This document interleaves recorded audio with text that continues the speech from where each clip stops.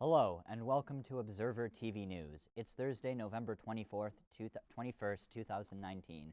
I'm Sam Kavanaugh with Taylor Thompson, and here are the top stories. Children's Aid Society has introduced its Journey to Zero program. Justin Trudeau introduced his new 36-person cabinet, and the Spirit of the West singer John Mann died yesterday. And now to our top story. The Children's Aid Society of Toronto has rolled out a new program to keep children within their communities. The Journey to Zero program partners with private charities to provide in-home early intervention, with the ultimate goal of keeping children out of care and not uprooting them from their communities. The program was launched Wednesday, November 20th, and if it is successful, will be implemented in other Ontario CASs. Justin Trudeau announced a larger cabinet that will include 36 ministers. 7 new ministers have joined the cabinet, while a dozen existing ministers have been promoted to new roles.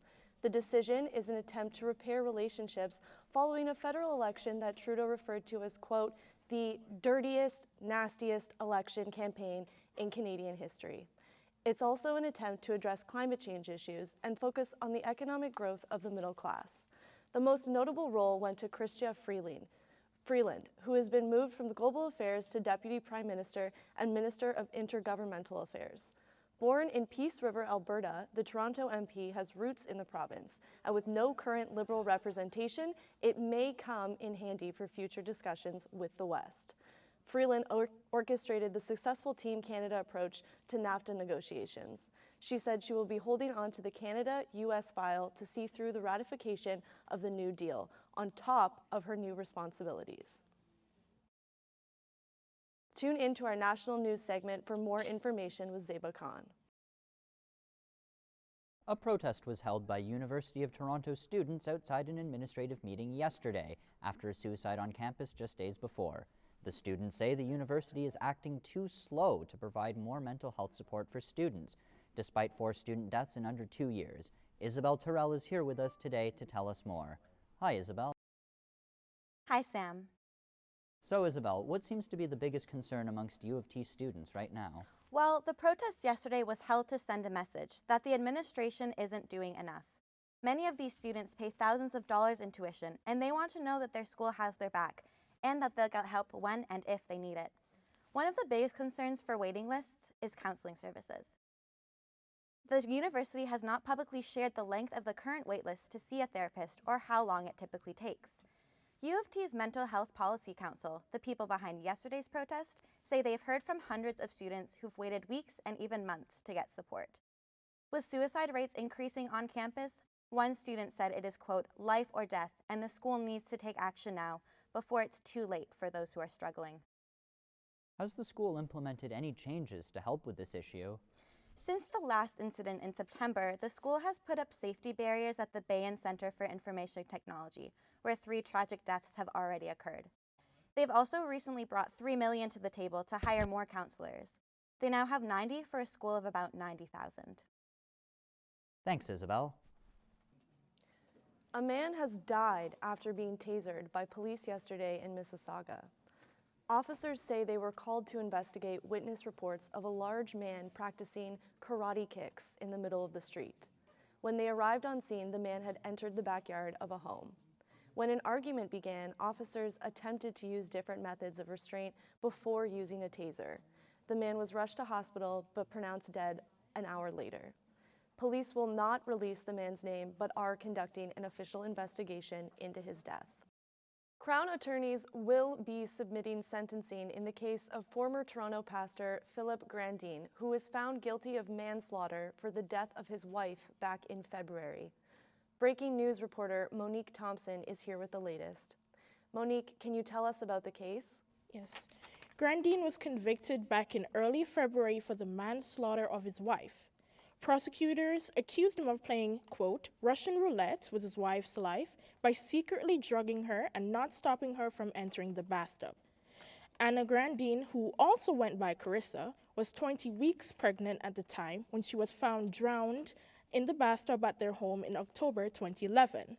The test performed proved that lorazepam, a drug used to treat anxiety and sleep disorders, was in her system despite not having a prescription for the drug. Monique, do you know how long the Crown would like the sentencing to be? At this time, prosecutors feel Grandin should be serving 13 to 15 years in jail for the murder. Taylor. Thank you, Monique. And do you smell that, Toronto? It's the smell of your garbage collection rebate shrinking. City Council recently announced that it was phasing out rebates for small and medium-sized garbage bins, as well as raising the collection fee by 2.5%. The changes will take effect over the next 2 years, with the rebate for medium and large bins being phased out by the end of 2020 and the small bin rebate being phased out by the end of 2021. Without the rebate, the cost of small bin collection will be around $260. That's a whole $160 more than last year. The increase in price won't be quite as severe for medium and large bin users. Nevertheless, they will still be paying close to $100 more for collection. Residents curious to see the cost increase for themselves can visit the City of Toronto website. And that's the latest in local news. Now to Corné Van Hopen for today's weather report. Thanks, Sam. Here's your 3-day forecast for the GTA. While the past few days have been a pleasant break from that winter blast we experienced last week, at our Toronto studios, it is overcast with a current high of 6 degrees. Be sure to have your umbrellas with you because rain is on the way. Periods of rain are set to begin this afternoon and will linger into the evening. Winds are blowing from the south and will gust to 40 kilometers in the afternoon. Your high for today is 7 degrees. Bundle up if you are heading out this evening, as temperatures are set to fall to 3 degrees overnight. You may want to stay indoors Friday, as we are expecting a mixed bag of flurries, rain showers, and wind. Your high for the day is 3 degrees, and temperatures will plummet overnight to a low of -4 degrees. For the first day of your weekend, Saturday will stay dry, but cloudy with a high of 4 degrees, and expect flurries in the evening with a low of -1. Be sure to visit Wonderland tomorrow night for the grand opening of Winterfest. Bring your kids and some hot chocolate for Wonderland's new immersive winter holiday experience. See hundreds of Christmas trees, millions of lights, and be sure to skate on Snowflake Lake. The full experience will cost you $47. I know I'll be heading there this weekend. That's the latest in weather news. Stay with us for the national and international news after these messages. Welcome back, and here's the latest in national news. I'm Zeba Khan. As you've heard earlier in the broadcast, Prime Minister Justin Trudeau has revealed 7 new faces at the cabinet table for his minority Liberal government in Ottawa. Marco Mendicino is the new immigration minister. He's from Eglinton Lawrence. Mona Fortier from Ottawa Vanier is the minister in charge of the new portfolio of middle-class prosperity, and Mark Miller of Montreal is in charge of Indigenous services. Anita Anand will be taking on the public service and procurement file, and Stephen Guilbeault will be in charge of heritage. Deb Schultz and Dan Vandal are joining cabinet as well. Schultz is taking on the seniors portfolio and Vandal in charge of northern affairs. François-Philippe Champoin is getting a promotion to foreign affairs. He was previously responsible for infrastructure in the last government. Lowe's is shutting down many stores across the board in Canada due to underperformance. Most of these stores under the Rona banner are shutting down in Quebec. The hardware chain announced that it will be shutting down 34 stores across county, and many employees are impacted by this decision. Although the exact number of employees affected by this decision is not known at this moment, most of the closures are in Quebec and Ontario. Quebec Premier François Legault called the closures unfortunate. He says that the provincial government had no guarantees from Lowe's about keeping these jobs. And a Nova Scotia man took Volkswagen to court and won the claim against the automotive giant. Ranulph Hudson took his complaint to small claims court as Volkswagen refused to honor their 12-year corrosion warranty. Volkswagen blamed tree sap, bird droppings, and shoe buckles for his 2007 Jetta's corrosion. Hudson refused to take no for an answer. The small claims adjudicator reviewed Hudson's photos and noted that his car was an older but well cared for Jetta, stored in an impeccable clean garage. Hudson gets the win. Volkswagen has to pay him $7,886.40 in repair costs. A spokesperson for Volkswagen says that although the company respects the court's decision, it's now considering an appeal. Hudson has owned several Volkswagens in the past, and he said it was the company's own fault that they got him in this fight. And now to PJ Boyd with international news. Thank you, Zeba. Greta Thunberg is being awarded the International Children's Peace Prize. Thunberg's activism is still motivating youth around the world as she continues to campaign. Yeah. A little tongue. God damn it. A little tongue twister. Son of a bitch. Really? How now, brown cow? Come on, Peach. How now, brown cow? All right. All right, PJ, you ready? All right, PJ's Thunberg. ready. Counting down from 10, 9, 8, 7, 6.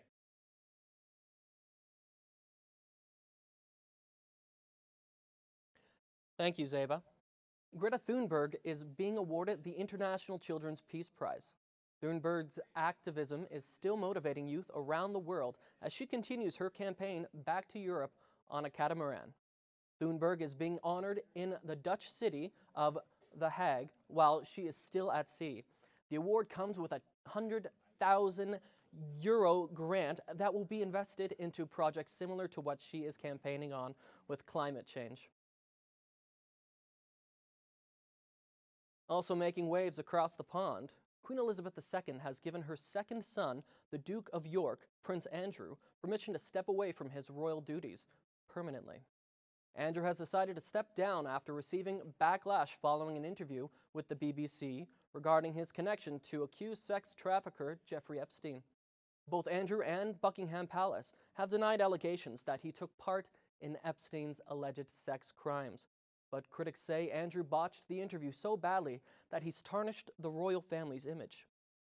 Andrew has been accused of having sex with Virginia Giuffre 3 times while she was underage and working for Epstein. Andrew is 58. Also happening in the UK, the first general election debate between the current UK Prime Minister Boris Johnson and opposition leader Jeremy Corbyn is still receiving some heat towards the Tories following a Twitter name change. The Tories are being accused of misleading voters during the debate by changing their Twitter handle from CCHQ Press to Fact Check UK. Although the name has been changed back, Twitter did state that they would take swift action if this happens again. The UK general election is taking place on December the 12th. The impeachment hearings for U.S. President Donald Trump have continued for a second week. Here to tell us more is breaking news reporter Sean Lessa. How are you doing, Sean? Good, PJ. The U.S. Ambassador to the European Union, Gordon Sondland, testified yesterday in front of the House Intelligence Committee. He claimed that Trump's lawyer, Rudy Giuliani, ordered him to offer a quid pro quo to the Ukraine. What was the quid pro quo? In exchange for Ukraine President Zelensky meeting Trump in the Oval Office, Zelensky would announce investigations into Burisma. Burisma is a gas company linked to the son of former Vice President Joe Biden, Trump's potential opponent in the 2020 presidential election. According to Sondland, Trump also wanted an investigation into the claim that Ukraine interfered in the 2016 federal U.S. election. Did Trump ever directly say this to Sondland? No, Sondland testified that while Trump didn't directly order him to offer the quid pro quo, Rudy Giuliani was acting on authority from the president. Sondland doesn't have any knowledge that Trump actually withheld military aid from Ukraine in a quid pro quo, but says it's his, quote, own personal guess. Thank you, Sean. And now turning to business news, breaking news reporter Alana Raymond is here with the latest from the auto industry. There's a legal fight between General Motors and Chrysler Fiat. Both are based in Detroit. Alana? Thanks, Zeba. GM is suing Chrysler Fiat over allegations that they were giving bribes to the United Auto Workers Union. The lawsuit was filed yesterday at the U.S. District Court in Detroit. GM and the U.S. government claims that Fiat was bribing the UAW with millions in order to gain advantages in the 3 labor agreements with the union. Details were exposed in October when a federal investigation that uncovered corruption at the union resulted in several arrests. GM's chief counsel, Craig Glidden, said that as a result, Fiat got lower costs for labor and parts. That's all for breaking news. Stay tuned after the break for entertainment news. Welcome back. I'm Alex Gouge, and this is the latest in entertainment. Canada has lost another music legend. John Mann, the lead singer of Spirit of the West, has died. He was 57 years old. He fought a long battle with Alzheimer's disease. The Vancouver-based musician revealed his diagnosis in 2014, and that led the band to play multiple farewell shows across the country. Mann and the band used this to raise money for the Alzheimer's Society Music Project, a program that gives those suffering from the disease MP3 players filled with music. According to the foundation, music helps living with the disease potentially increase physical and social activity, cognitive skills, and overall quality of life. Spirit of the West rose to fame in the early 1990s with songs such as Home for a Rest and If Venice is Sinking. Who's laughing now? Well, probably DC. After becoming the highest grossing R-rated film of all time, a sequel to Joker might be coming soon. According to The Hollywood Reporter, director Todd Phillips is in talks with Warner Brothers Studios to return for a sequel. Joker earned over $1 billion across the globe, making it the most profitable comic book movie of all time, having only cost $70 million to make. While there is no official word on whether Joaquin Phoenix will reprise his role, he has expressed interest before. Award season has begun. The nominees for the 2020 Grammys have been released. The leading nominees include Lizzo, Billie Eilish, and Lil Nas X. Billie Eilish is the youngest artist ever at 17 years old to get nominations in all 4 major categories, including Artist of the Year, Song of the Year, Record of the Year, and Best New Artist. Other big contenders this year include Lana Del Rey, Bon Iver, and Tyler, the Creator. The award ceremony will be broadcast live from the Staples Center in Los Angeles on January 26th. With more entertainment, here's Amanda De Silva. Thanks, Alex. The winner of the 2019 Scotiabank Giller Prize went to Ian Williams for his debut novel, Reproduction. During his speech, he gave thanks to Margaret Atwood, who was a big source of his inspiration. Williams's book was also a finalist for the Amazon First Novel Award. The novel takes place in Toronto. It is a humorously written love story about connections that are made that trickle into a series of families and how they bond through the unlikely but heart-wrenching circumstances. Apart from the title, Williams takes home $100,000 for winning. After just over a week, the new streaming service Disney Plus has been targeted by hackers. Many account members were shocked to find that they had been locked out. A news site named ZDNet found in hacking forums stolen usernames and passwords that were being sold between $3 to $11 US each. Disney has not yet given an exact number of how many accounts have been affected by hackers, but unhappy customers took to Twitter and Reddit to talk about their experience. This is the second hiccup Disney Plus has had since their launch. On their first day, many users were disappointed when they could not immediately connect to the streaming server. Disney has given no update yet on their plans to counteract the hackers getting into accounts. John Mann, the lead singer of Spirit of the West, died at 57. Mann had been diagnosed with early onset Alzheimer's disease when he was 50. He was open and spoke publicly about his diagnosis with its struggles.